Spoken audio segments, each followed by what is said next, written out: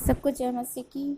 मेरे जीवन की एक बहुत बड़ी अद्भुत गवाही है जो कि मुझे खुदा ने बहुत बड़ी आशीष के रूप में दी है।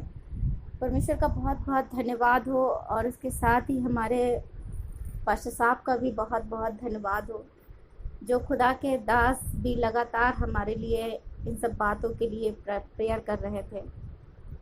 मेरी शादी 2018 में हुई थी और 2 साल 2.5 साल तक 2 साल तक कोई भी बेबी नहीं था मेरे पास, बल्कि 2 मिसकैरेज हो चुके थे।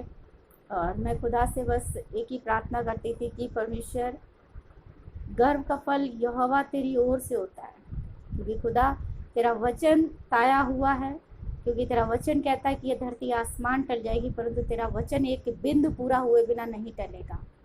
परमेश्वर, मैं इस वचन को मानती हूँ खुदावन, और इस वचन के द्वारा प्रभु यीशु मसीह तो मुझे आशीष दे ताकि मुझे गर्भ का फल मिल सके। परमेश्वर का बहुत बहुत बहुत धन्यवाद हो। 2020 मार्च में मेरी प्रेगनेंसी कंसीव हुई और खुदा का बहुत बड़ा अनुग्रह रहा। 5-6 महीने तक मुझे कोई भी प्रॉब्लम नहीं हुई, कोई समस्या नहीं हुई। फिर अचानक 7वें महीने से मेरे जीवन में एक ऐसी समस्या हुई, शायद ही बहनें इस बात को जान पाए, भाई नहीं समझ पाएंगे, लेकिन मैं खुदा के अनुग्रह और खुदा की महिमा के लिए मैं इन बातों को स्पष्ट रूप से बताऊंगी। 7वें महीने से मेरी इतनी हैवी ब्लीडिंग कि जिस तरह से कसाई एक बकरे को काटता है और बिल्कुल खून हर जगह, ऐसा ब्लड कि मैंने अपनी लाइफ में कभी ऐसा केस नहीं देखा। बड़े बड़े पत्थर के समान क्लॉट गिरते थे और हर हफ्ते में 2 बार 3 बार मेरे साथ यही प्रॉब्लम होती रही। किसी तरह से 6-7 डॉक्टर के यहाँ भागे, बस ये था कि खुदा मेरे इस बच्चे को बचा ले। और आप लोगों से क्या कहूँ, मैं लगातार प्रेयर में रहती थी, रातों दिन प्रेयर में रहती थी। ऑन बेड हो गई, मैं नहाना धोना ब्रश करना, मेरा सब कुछ छूट गया। मेरे बालों में जटाएं पड़ जाती थी क्योंकि मैंने 2 महीने नहाया ही नहीं। डॉक्टर के पास जाते थे, बच्चे की हार्ट बीट चेक कराते थे, फिर खुदा का धन्यवाद करते थे। लगातार प्रेयर करती थी लेकिन उसके बावजूद भी कोई असर नहीं। ये लग रहा था कि मेरी प्रेयर व्यर्थ जा रही है, लेकिन मेरा विश्वास नहीं टूटा।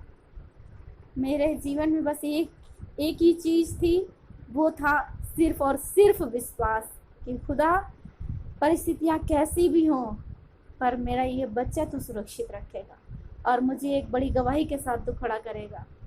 और ये मानिए प्रिय कि बहुत अद्भुत मेरे जीवन में खुदा ने काम किया। और जब डॉक्टर को दिखाने जाते थे, उसकी हार्ट बीट चेक कराते थे, तो परमेश्वर का बहुत बहुत बहुत धन्यवाद हो कि बच्चा, डॉक्टर कहता था बच्चा सुरक्षित है, किसी तरह से 7.5 पूरे कर लो, किसी तरह से 7.5 पूरे कर लो। तो मैं यही सोचती थी कि डॉक्टर साहब मेरा बच्चा तो सुरक्षित है। मुझे डर लगता था कहीं बच्चे का कोई पार्ट तो नहीं गिर रहा है, बच्चा कैसा होगा। मैं ये सोचती थी खुदा बाप, मैं इतनी परेशान, इतनी टेंशन में हूँ, कोई अन्य बीमारी मुझे ना घेर ले। लेकिन ये खुदा का बहुत बड़ा अनुग्रह है। मैं पहाड़ के नाई पैरों को ऊपर किए नीचे लेटी रहती थी, खाना पीना छूट गया, सब कुछ छूट गया मेरा, बस इस आस में कि खुदा मेरे इस बच्चे को बचा ले। लेकिन परमेश्वर का बहुत बहुत धन्यवाद हो, 8 भी पूरे नहीं हो पाए थे। 8वां 1 हफ्ता पहले ही 2 दिसंबर को खुदा का अनुग्रह हुआ। परमेश्वर ये था कि चलो ऑपरेशन से नहीं होगा, सब चीज़ नॉर्मल थी, लेकिन 7वें महीने से स्थितियाँ बहुत बिगड़ गई। डॉक्टर ने कहा ऑपरेशन करना पड़ेगा, किसी तरह से बच्चे को बचाना है, और बोले कि ब्लड की ज़रूरत पड़ेगी। हमने कहा डॉक्टर साहब आप एक बार मेरा ब्लड टेस्ट कर लीजिए। प्रेगनेंसी के दौरान मुझे शुगर, मेरा ब्लड सब, लेकिन जिस दिन डिलीवरी हुई उस दिन डॉक्टर ने सारी जांच की। मैं बस उस टाइम भी बस यही प्रार्थना कर रही थी, खुदा मेरी निगाहें तेरी ओर है और तेरा वचन कहता जिसने भी उसकी ओर दृष्टि की उसका मुंह कभी काला नहीं हुआ, वो व्यक्ति कभी लज्जित नहीं हुआ।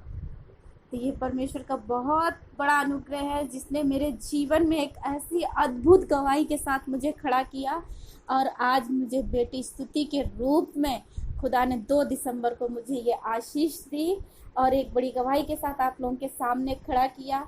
ये खुदा का बहुत बड़ा अनुग्रह है। पर मैं तो बस इतना कहूँगी, खुदा मैं जीऊँ तो तेरे लिए, मरूँ तो तेरे लिए, क्योंकि परमेश्वर पिता का इतना बड़ा अनुग्रह, इस दुनिया में कोई किसी से इतना प्रेम नहीं कर सकता जितना प्रेम मेरे परमेश्वर ने किया। भाई बहनों, मैं आप लोगों से बस इतना ही कहना चाहूँगी, परिस्थितियाँ चाहे कैसी भी हों, खुदा पर ईमान बनाए रखना, विश्वास बनाए रखना। परमेश्वर आपको खड़ा करेगा, क्योंकि खुदा का वचन कहता है, डरो मत, चुपचाप खड़े रहो और खुदा के नजात के काम देखो। पिता परमेश्वर का बहुत बहुत धन्यवाद।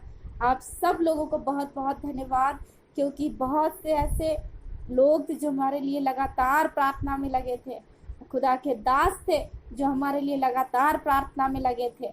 हम धन्यवाद करते हैं सभी तो खुदा के दास को और सभी भाई बहनों को जिन्होंने हमारे लिए घुटने टेक के हमारे लिए आंसू बहाए। परमेश्वर उन सबों को आशीष दे। धन्यवाद करते हैं सबको। जय मसीह की।